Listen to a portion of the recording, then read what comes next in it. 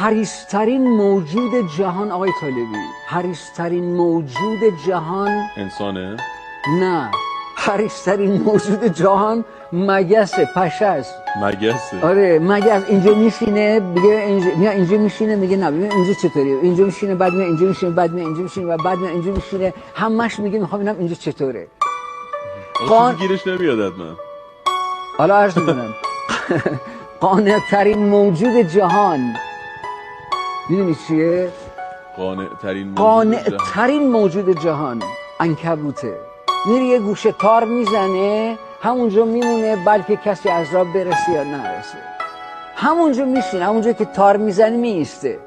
مولا علی ابن ابی طالب فرمود در حیرتم از خلقت این جهان که چگونه حریص‌ترینی طعمه قانع‌ترینی میشود.